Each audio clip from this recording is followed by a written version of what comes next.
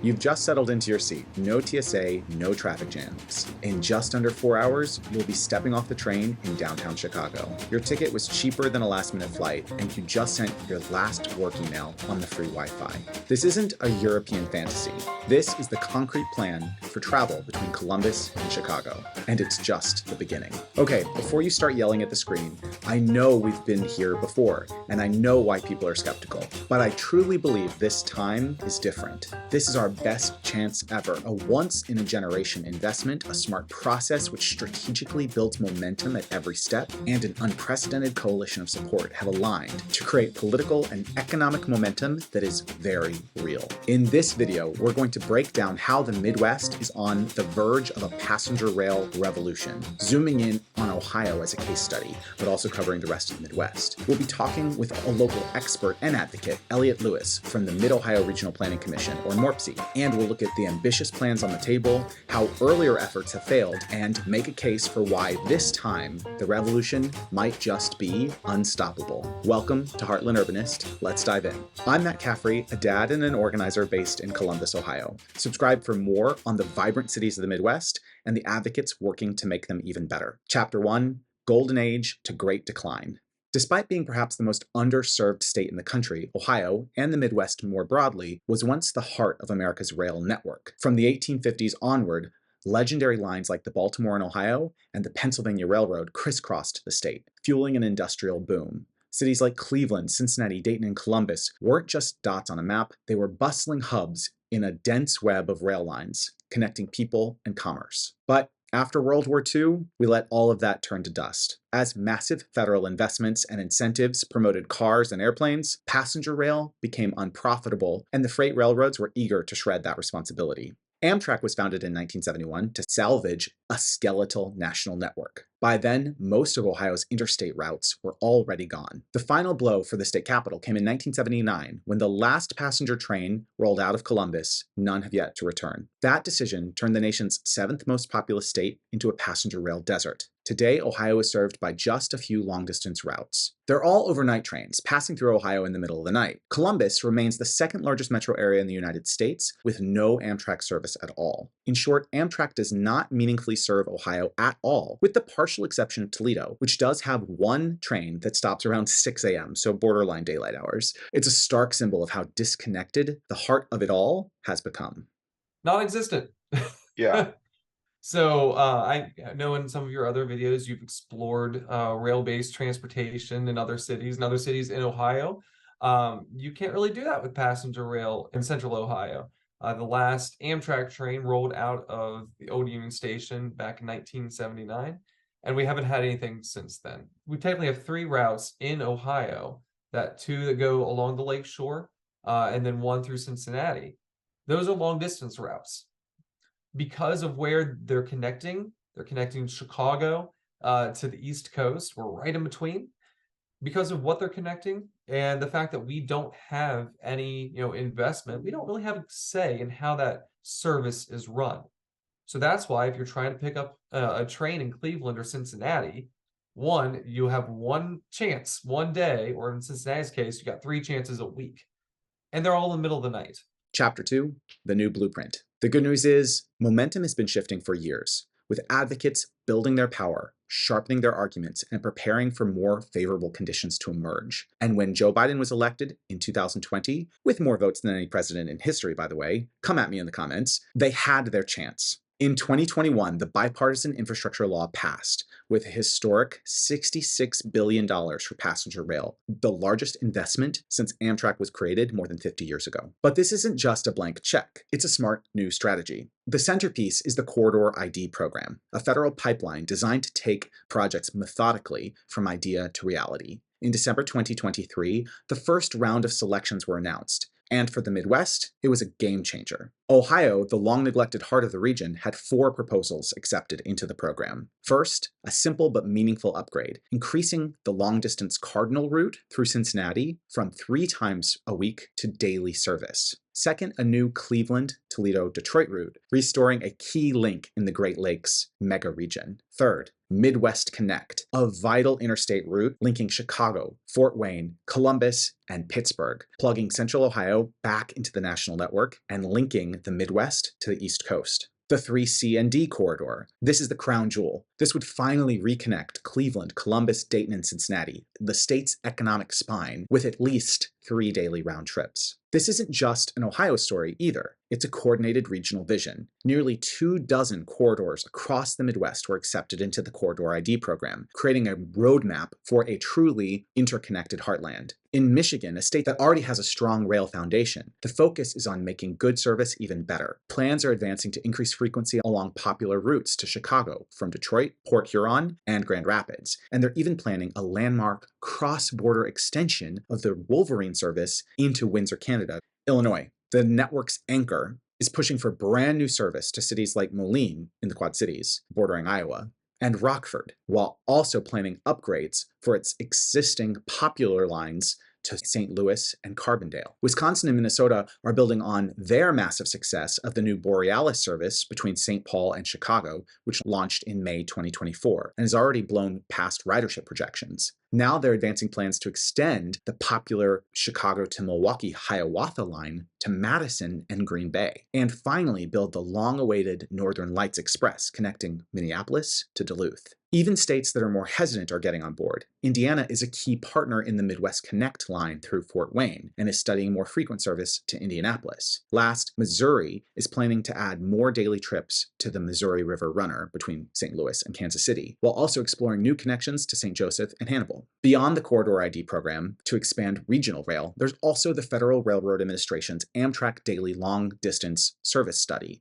looking to restore or create new cross-country routes of 750 miles or more. This is also part of the bipartisan infrastructure law, but separate from the Corridor ID program. If all of the proposed routes were to be implemented, the country would be far, far better connected with the Midwest at the nexus. No more would it be a hub and spoke model, mostly out of Chicago, with a few routes along the coasts. In all, 7 new long-distance routes would pass through the Midwest, better connecting us to every region in the country. First, from New York to Dallas via Columbus, Indianapolis, and St. Louis. Second, Detroit to New Orleans via Columbus, Cincinnati, Louisville, and Nashville. Third, Chicago to Miami via Indianapolis, Louisville, Nashville, and Atlanta. Next, a second route from Chicago to Seattle via Milwaukee and Minneapolis. Next, a Minneapolis to Denver via Sioux Falls. Next, Minneapolis to Phoenix via Omaha, Kansas City, and Albuquerque. And last, Minneapolis to San Antonio via Des Moines, Kansas City, and Dallas. So the Federal Railroad Administration has been undergoing a long-distance service study. And what they want to look at is what existing routes they can enhance, what former routes could we resurrect, and what extensions and new routes can we implement. We were excited to see 2 of those routes that you mentioned go right through Central Ohio. Because for Ohio, the state, through the Corridor ID program, is also looking at a route between Cleveland, Toledo, and Detroit. So you'd have basically just this little spur between Toledo and just east of Lima in Kenton to get down to Columbus, because that rest would be taken up by the Midwest Connect. This is a great opportunity to connect Central Ohio to Toledo. These are long distance routes and would be totally federally supported financially. So the state does not have to put any investment into it. These are ambitious plans that would complement the Corridor ID program. They demonstrate further the current ambition and energy for rail expansion. They show that passenger rail's momentum isn't just about fixing what's broken. It's about dreaming bigger than we have for generations. But of course, with ambition that big, the process isn't quick. And I want to be clear, these are not a sure thing. This is a vision that will require a lot more work and investment. But if everything went well, these lines could open in 10 or 15 years. Chapter 3, the headwinds.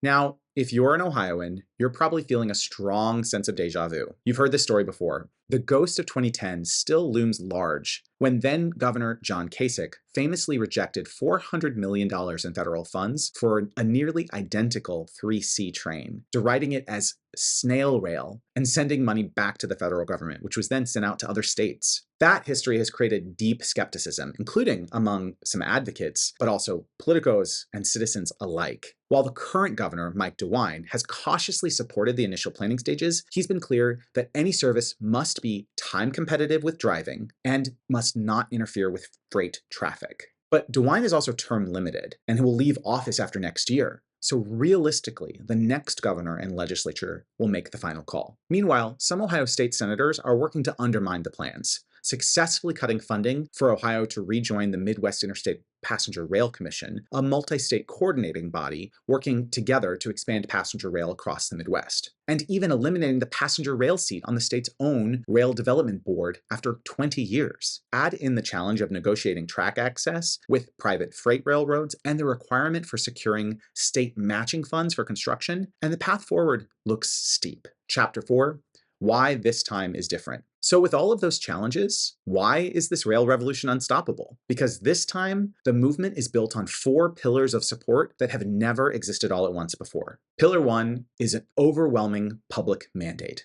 This isn't a niche project for train enthusiasts. Public demand is undeniable. Nationally, a staggering 92% of voters think it's important for the US to invest in passenger rail. And it's not just polls. The new Borealis train connecting the Twin Cities, Milwaukee, and Chicago has far surpassed its first-year ridership estimate, with about 140% of projected riders. Midwesterners want this. Pillar 2, the unassailable economic argument. The conversation has shifted from nostalgia to economics. A conservative study of just the 3C&D corridor projected it would create over 1,100 jobs and add more than $100 million to Ohio's economy during construction alone, with an ongoing annual impact of $47 million.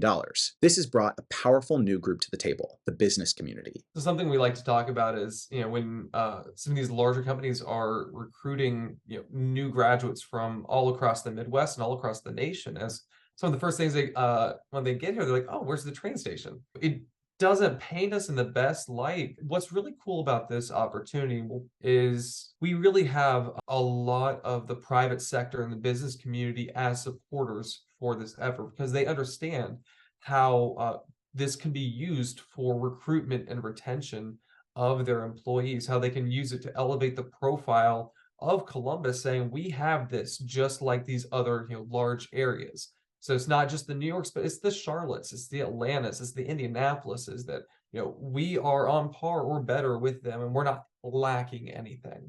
The Ohio Chamber of Commerce, the Columbus Partnership, and regional chambers in Cincinnati, Dayton, and Lima are all on board. They see rail as a tool for workforce mobility, a catalyst for tourism, and a vital piece of infrastructure to support Ohio's manufacturing renaissance. Pillar 3, unprecedented bipartisan coalition. For the first time, support for rail is crossing every political and geographic line. The Ohio House passed its transportation budget, which included key rail provisions, with a unanimous 97-0 vote. Bipartisan legislation to rejoin the Midwest Rail Commission was sponsored by a Democrat from Lakewood and a Republican from Perrysburg. And it's not just politicians. There's a united front of local governments and regional planning organizations, from Cleveland to Cincinnati, from urban cores to rural towns, all formally backing these plans and working together to make them happen. And finally, Pillar 4, a new, resilient federal framework. This is the game changer. The old model was a single massive grant that was easy to attack politically. The Corridor ID program is different. It's a methodical, step-by-step process. Step 1 provided a $500,000 grant with no state match required. This brilliantly lowers the political risk, changing the question from, should we spend billions on a train, to, should we accept free federal money to study an idea? Each step builds on the last, creating a project that is more detailed, more data-driven, and more shovel-ready. It's a process designed to build its own momentum, making it far more resilient to political winds than ever before. In times past, we've had some opportunities to study passenger rail, but the way that the operating structure was, the way that where the risk was placed and when, made that a different planning environment than it is now. So there's more support, more coordination, but when you have more coordination, there's more complexity, it's going to take longer. So we're in this planning process through the Corridor ID program that's got 3 steps that we have to go through for completion. The first one's kind of just getting our ducks in a row, understanding what the scope of this planning exercise is going to be, what the budget is going to be, how long it's going to take.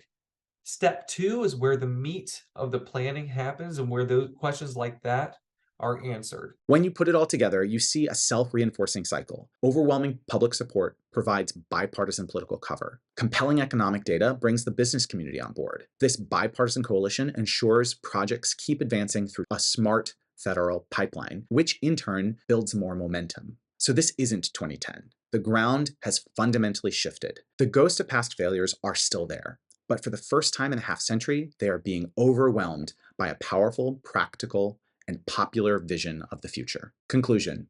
The Midwest's rail revolution is here. It won't be built overnight, but the engine is running, the signals are green, and this time, it's not going to be stopped. If you want to be part of making this future a reality, the single most effective thing you can do is get involved locally. Join an advocacy group like All Aboard Ohio or a similar organization in your state. They work on the ground, meeting with legislators, building coalitions, and making the economic case. That is what turns these plans into steel on the ground. I'll leave a link in the description below. And please continue to stay involved and vote for urbanist candidates when they're up for election in your state or community. What do you think? What new rail connections are you most excited for? Let me know in the comments below. If you enjoyed this video, please give it a thumbs up and subscribe to Heartland Urbanist for more deep dives into the Midwest's urbanist future. Heartland Urbanist is also available ad-free on urbanists.video, a great open source community. Check it out. Thanks for watching and see you next time.